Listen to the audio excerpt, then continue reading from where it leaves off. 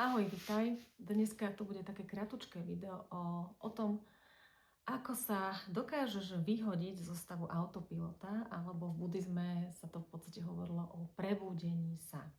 My sme väčšinou v stave autopilota. Vedci hovoria, že až 95% našich myšlienok sa recykluje, a nielen myšlienok, ale aj našich emócií, ale našich rozhodnutí, my recyklujeme z minulého dňa. A iba 5 až 10 tých myšlienok je vedomých. No a v tom vedomí sa nachádza tá tvorivosť, to videnie do tej zmeny. To je tvoje vedomie. Lenže keď my, alebo ty si stále v tom podvedomí, v tej recyklácii tých starých myšlienok, tak ty nedokážeš spraviť zmenu. Ty v podstate nevieš s tým nič spraviť.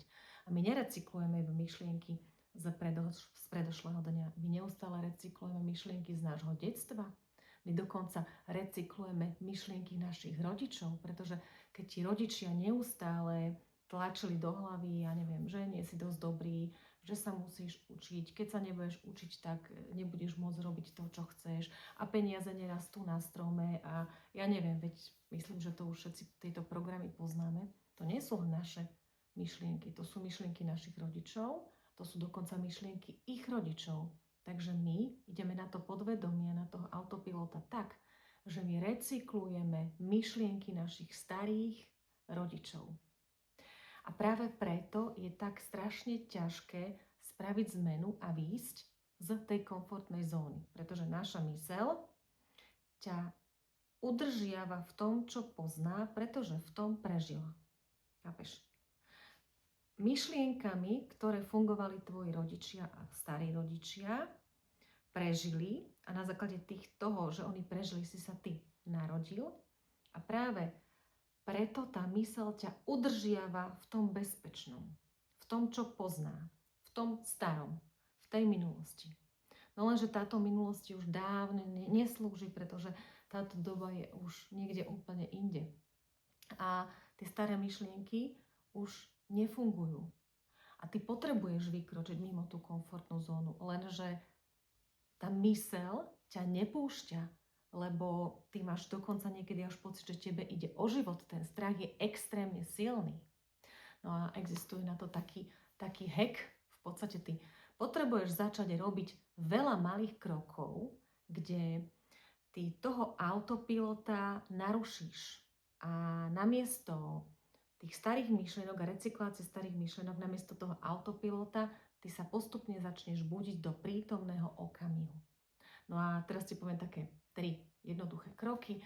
Začni robiť veci ľavou rukou. Akože človek povie, že taká blbosť, ale je to veľmi, veľmi efektívne, pretože čo sa začne diať? Teda, keď si pravák, tak začneš robiť ľavou rukou, jasné. Keď si ľavák, tak to je naopak. Proste robíš veci tou nedominantnou rukou. Napríklad umývaš si zuby ráno, večer.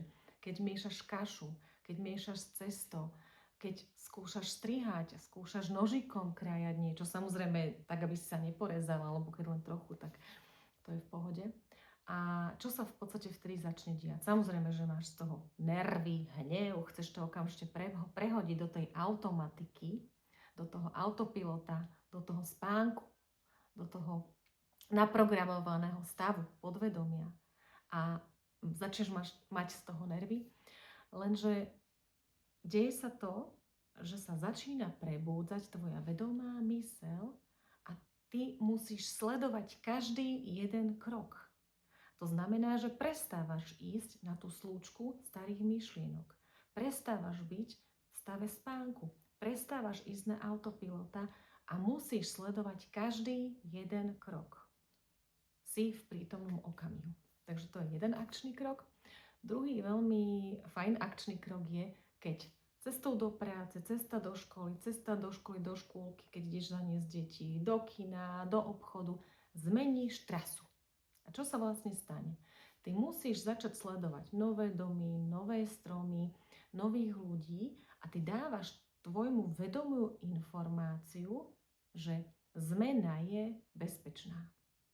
Toto je tiež veľmi úžasné, začať to robiť, vyskúšaj, uvidíš, čo sa v tvojom živote začne meniť a možno, že Niekoho stretneš, kto ti niečo ponúkne, niečo zaujímavé uvidíš, čo ti otvorí zase nové obzory. No a tretia vec je, keď zmeníš rutinu, takúto dennú rutinu. Čiže keď si napríklad ráno naučený dať si čaj alebo kávu a potom sa obliecť, tak zmeň tú rutinu. Najprv sa obleč a potom si daj kávu alebo čaj. A znova vytvoríš v tom autopilotovi chaos a znova ty dávaš povedomie tomu vedomiu, tej vedomej časti mysle.